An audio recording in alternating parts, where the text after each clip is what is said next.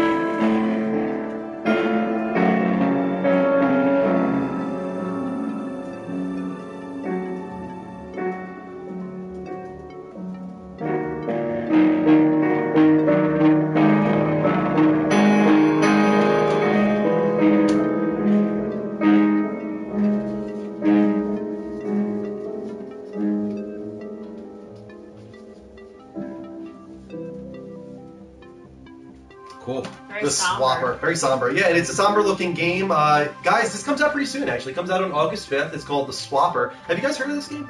I didn't before I knew it was Nope. coming out for PS4. I didn't Tell hear me much about about it besides IGN's review way back for PC. It came out last year. It came out on, I think it was May? I think it was May of last year. Yeah, May of 2013. But I remember seeing IGN's review, and they just went nuts over it. Yeah, they loved and it. it always kind of stuck in the back of my head. I was like, okay, the Swapper. I don't know what this is. I thought it was going to be like an alien type game. Right, that's what- Swappers, yeah. I think aliens came to my head. But that's kind of not what it is, actually. It's developed by a small indie studio called Facepalm Games, which is an awesome name for a studio. Why didn't I think of that? They're based out of Finland.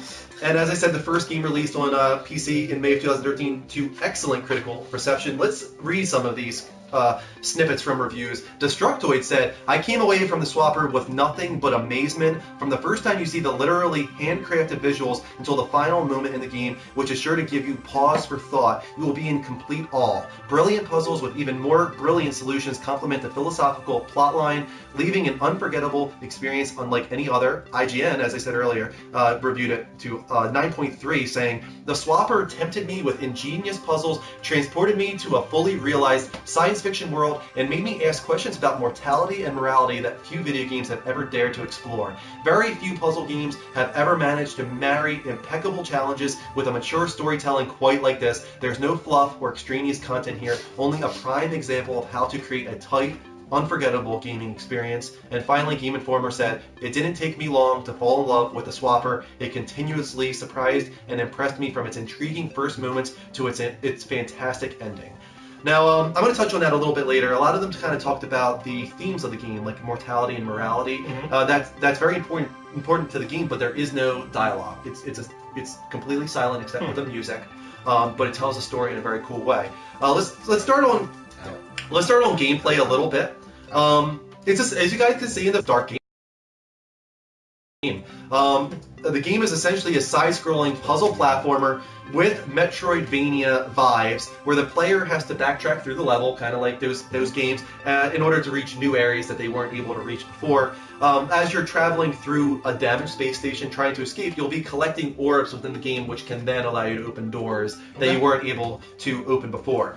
But the main gameplay mechanic comes from a cloning tool, which you can see when he kind of points up in the game where the light is shining. You'll see like a red outline of himself sometimes form. That's where he's going to shoot the clone, and you're allowed to have up to 4 clones in the game before they start to kill themselves, I think. Like the old ones will kind of kill themselves or die off as you create new clones.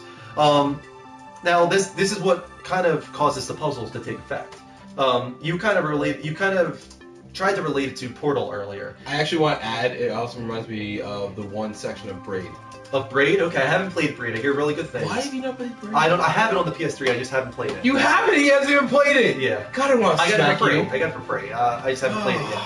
But yeah, it has Portal vibes in a way, but the gameplay mechanic does allow for completely different puzzles than Portal allowed for. You can see a few times in the gameplay mechanics here, like say for instance you have like 4 different platforms, right? And they all kind of like come on steps, so you'll have to shoot a new clone on each platform, and then walk each of them forward so that they hit the edge of the platform. They can't keep walking, and then they fall on the button, and it opens a door or something like that. But it gets a lot more complex than that. Because like I said, sometimes you actually want to kill previous clones in order to get to certain areas. Like for instance, say you're trying to climb to a really high height, so you shoot a clone up high, and then while that clone is falling to his death, you slow down time and shoot another clone higher. And that clone is falling to his death, and then you shoot another clone higher. While those clones are falling, gradually stepping higher and higher to get to a platform. Now this is where the question of mortality and stuff comes into play though. Kind of similar to like a Prestige or Moon, if you guys have ever seen those movies. It questions what happens to these clones. Like what are you creating and what are you killing? Right. And, like, are you the clone? Or is that the clone? Prestige, yeah, that's like what is happening here? And I have a feeling the game's going to touch on that in the end. I have a feeling it's going to be very I'm not sure what the word would be. It seems very somber, and one of the reviews here that it'll make you pause for thought at the end, and you're going to sit there, and I think you're probably going to contemplate what you've done. And I wouldn't be surprised. This isn't a spoiler. I don't know if at the end of the game you see the results, the results of what you've done, how many people you've killed. Look at what you've done. Yeah, I mean, really, kind of. Look at it. No. Because that's what it seems like you're doing. You're creating real beings. You're not just creating just this tool for puzzles. You're creating another life by using this weapon, and then you're just causing it to die. And you don't even know which version is dying. Does this have all the memories of the clone that came before it? Like, I wonder if it'll touch on that. I think it's a really cool subject matter, and I hope that it does. And another thing I really want to touch on really quick that one of the reviews said is that the graphics. You guys can look here a little bit. It's hard for you to see closely. Watch it on YouTube. Everything in the game is actually hand modeled, meaning that it's made out of clay or real life objects that they put into the game. None of it is actually made in graphical engine. Like the main character is made out of clay, and then they hand animated the character and took pictures and then made that the movement in the game. Nothing in the game is graphically animated with polygons. Get this. I don't want to get it. Which I think is really, really cool that they did that. Everything is real. Like if there's plants, like they actually took pictures of plants and they you made the leaves and stuff like that and put it in and stuff like that. Nothing. It's almost like a Wallace and Gromit or something like that. Right. Which I think is awesome. I think it's really cool that they did that. It looks good, doesn't it? Yeah. That's why I'm displaying it, because I looked it up and I thought it looked really cool. Leave a risk is how long have you been with Drew? Oh, he's been having a conversation going on. Yeah, continue having your conversation. But guys, yeah, check this game out. I think it looks really, really cool, and I'm hoping that it touches on some subject matter that typically games don't touch on, and that's what I love about these indie titles, that they can take the time to touch on something that might be a little bit more taboo in mainstream titles. Someone wants to see a 50 Shades of Grey movie by Telltale Games. Yeah, definitely. Oh, that would actually work. They probably would work pretty well. What's really sad about that? All right, sorry. Anyway. Yeah, but I guess that's it. There's not a lot to talk about because it's not a big game. It's about 4 hours long. You'll be able to finish it in 1 or 2 sittings. But it's got great reviews. It comes out on August 5th in the United States, and I think it comes out on August 6th in Europe. You can currently pre-order it on PSN, and you can even preload it, like I currently have. So yeah, guys. You're getting Rogue Legacy for Tuesday, right? Rogue Legacy is also out on the same day that Last of Us Remastered comes out. Tuesday. And we did that last week. A Wild Game appears on Rogue Legacy. Also looks really great. Hearing good things about that as well. Now we have a couple minutes. What do you think are going to be the PS Plus games? Yeah, I know. I'm wondering about that. I wonder maybe if Octodad could come in there. That's a game that probably sold as much as it's going to sell now. Okay. You know, get that in there maybe. I don't know. It needs to be 1 or 2. It'll be 2 for PS4. That's the way they work now. 2 PS4, 2 PS3, 2 Vita. So what do you think the second one's going to be? I really have no idea. It might be a game that we don't know about. They've been doing that a little bit recently, like with not Resogun, Dead Nation, Apocalypse Edition. Need to drink. I'm running out. Drink. Gamer, we're talking in here. Yeah. Don't drop us from the show. Aw.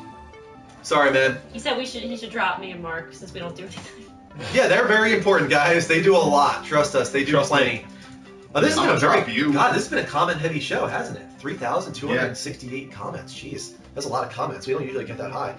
Thank you guys so much. You guys have been very active in the chat room this week, and that's because of Mark and Kristen in the chat room. What do you think about what would you do if they did Knack? Oh, Knack would be perfect. I would be very happy with Knack. I still say that as a free game, that is perfect. That is a game that you will enjoy, especially if you're like, oh, this was too much money. No, this is great. Justice. I don't know if I agree with that. You But know, the only thing I would agree with that on is that, and this is I think would piss people off. They just did a sale where you could have gotten Injustice, the collected the full edition, for like $9 for the PS Plus account. Oh wow. Yeah, it was like really cheap. So I don't know. I'm really interested to see what they're gonna do. Do they do Don't Starve again now that we got like the Giants? No, I don't think they're gonna do that. Yeah, I don't think they would either. Now, what do you think they're gonna do for PS3 though? What do they have left? They've got a lot to go back on. You know, PS3's been around for so long that they could probably touch on something that we haven't seen already. What do you do? They gave you like a bunch of games for PS3 or something like that, like a package like of arcade games or something. I'd be okay with that. You know, something like the Nintendo Remix or something that does really well actually. People really like Nintendo Remix. Maybe do some old school stuff like that.